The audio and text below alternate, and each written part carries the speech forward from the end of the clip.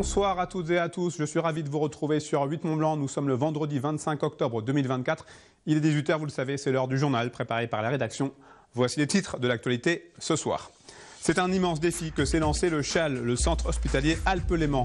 Pendant 39 mois, les engins de chantier vont rythmer la vie et le fonctionnement de l'hôpital pour un chantier XXL afin de faire face à une demande toujours plus conséquente. Et puis direction le Semnoz où le centre des loisirs des Puiseaux a fait peau neuve depuis quelques mois. Et pour la rénovation de 5 nouveaux chalets, du bois coupé directement dans la forêt du Semnoz a été utilisé. Nous sommes donc en plein dans la mise en place d'un circuit court très local. Je vous en parlais dans les titres. Le centre hospitalier Alpes-Léman, situé du côté de Contamine-sur-Arve, vient de débuter un immense chantier. Long de 39 mois, ces travaux se déroulent en site occupé. La principale difficulté des ouvriers est donc de travailler sans perturber le bon fonctionnement de l'hôpital. Ces aménagements d'extension ont été imaginés pour répondre favorablement au développement croissant de l'établissement. Reportage.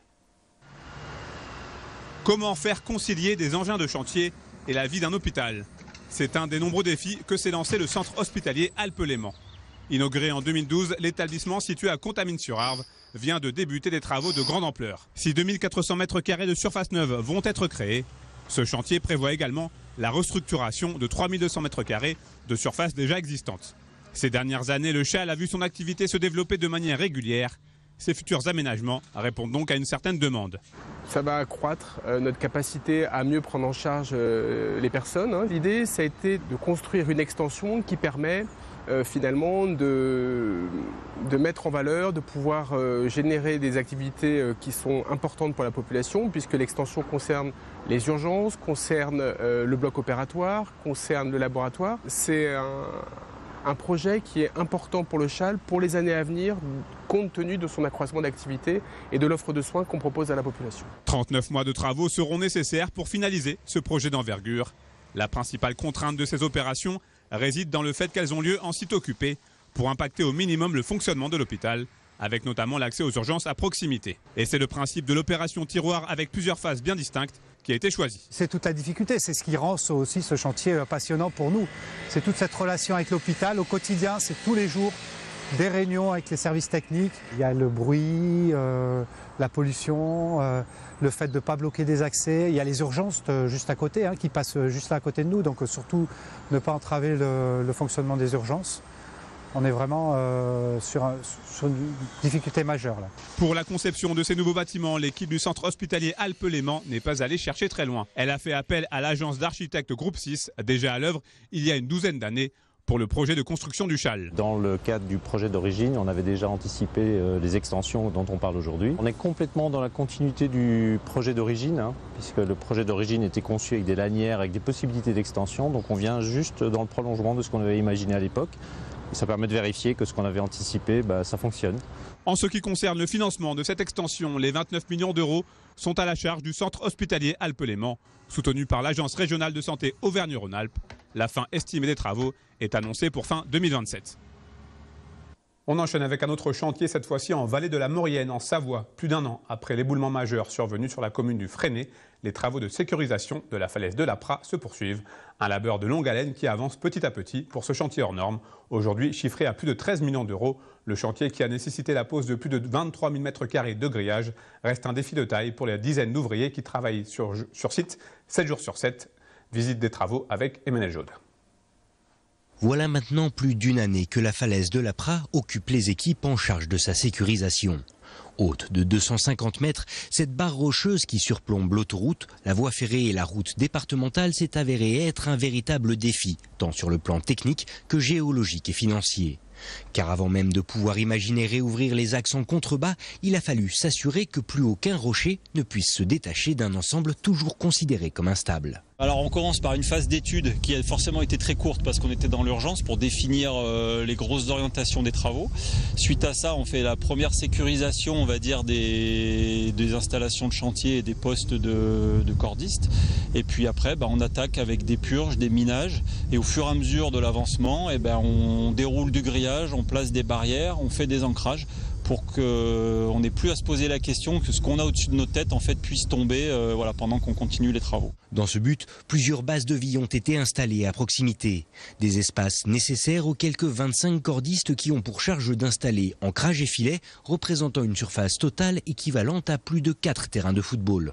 On a eu, sur le plan géologique, de mauvaises surprises il y a quelques mois, avec des cavités dans lesquelles on ne pouvait pas mettre les ancrages, ce qui retarde un peu. Et donc nous espérons en décembre pouvoir avoir un calendrier prévisionnel pour la fin du premier trimestre 2025. C'est un coût élevé. Si on s'était parlé il y a un an, on aurait parlé de 6 millions d'euros environ. Maintenant, nous parlons de 13 millions d'euros.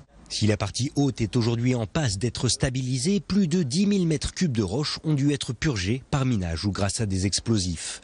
Une quantité de matière équivalente à celle qui s'est déjà décrochée de la falaise lors de l'éboulement.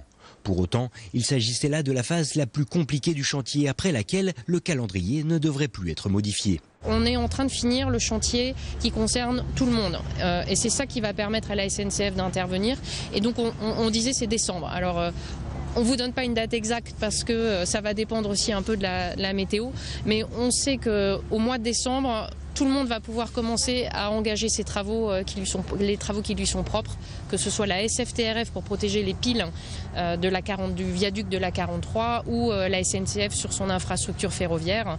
Dès le mois de décembre, ils vont pouvoir commencer à travailler. Alors ça sera peut-être pas le 1er décembre, ça sera peut-être le 10, peut-être le 15, peut-être le 20, mais en tout cas on est sûr que ce sera au mois de décembre. Maintenant on a cette visibilité-là. Reste encore à évacuer de nombreux gravats et rochers de la zone pour permettre aux différents intervenants d'accéder à leur partie du chantier. Si aucun nouvel élément ne vient perturber ces opérations, les axes routiers et ferroviaires situés en contrebas pourraient être remis en état dans le courant du premier trimestre 2025.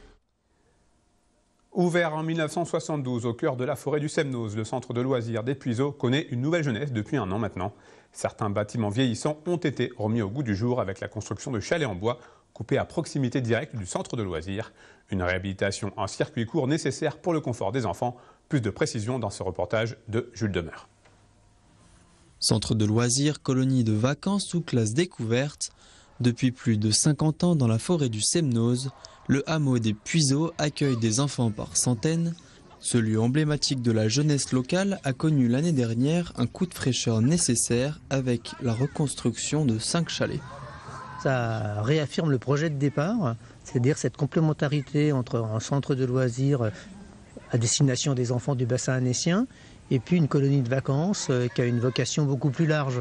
Et donc c'est cet équilibre qui retrouve une nouvelle dynamique avec des bâtiments d'hébergement, puisque ce sont eux qui ont été rénovés, correspondant aux normes actuelles. 4 chalets d'habitation ont vu le jour pour 63 couchages, majoritairement bas, permettant l'accueil des enfants à partir de 3 ans. Un public très jeune qui bénéficie désormais d'un plancher chauffant, des nouveautés pour garantir un meilleur accueil. Ça apporte du confort pour les enfants, pour les adultes, parce qu'avec les matériaux qui ont été utilisés, et déjà c'est joli, il y a du bois partout, donc ça c'est quelque chose qui nous plaît beaucoup parce qu'on est beaucoup sur la thématique de l'arbre et de la nature. Des cabanes tout confort, en bois, un bardage en mélèze, du sapin et de l'épicéa pour la charpente, 800 mètres cubes de matière directement prélevée dans la forêt du Semnoz pour une reconstruction en circuit court. La caractéristique de ce projet, c'est l'utilisation du bois local, mais plus que local, c'est du bois ultra local, puisqu'en fait c'est du bois de la forêt communale d'Annecy qui a été coupé à juste quelques centaines de mètres et qui a ensuite été travaillé pour construire, rénover les chalets des Puiseaux dans lesquels nous sommes. Voilà. Donc c'est vraiment ce qu'on peut faire de mieux en matière de valorisation du bois local. Inaugurés cette semaine, les nouveaux chalets des Puiseaux font le bonheur des enfants depuis un an déjà, renforçant la volonté de la commune de garantir un accueil en centre de loisirs pour tous. À la fois, on offre un espace complémentaire à la jeunesse annécienne et aussi des gens extérieurs qui viennent, mais c'est à la fois une réponse aux défis écologiques sur lesquels nous devons travailler, et c'est aussi une réponse sociale parce qu'on le sait, le centre des Puiseaux est un centre qui accueille des gens de toutes sortes de populations. Un centre qui n'attend que les prochaines générations d'enfants pour continuer de partager des rires, des jeux et des chansons. C'est la fin de cette édition. Merci à vous pour votre fidélité à l'information sur 8 Mont-Blanc. Merci à toute l'équipe pour son aide. Place désormais aux nouvelles du temps avec le bulletin météo présenté et préparé par Thierry Paulme. Retour de l'information sur 8 Mont-Blanc ce lundi à partir de 18 h avec Kezia Boudou. Passez un très bon week-end.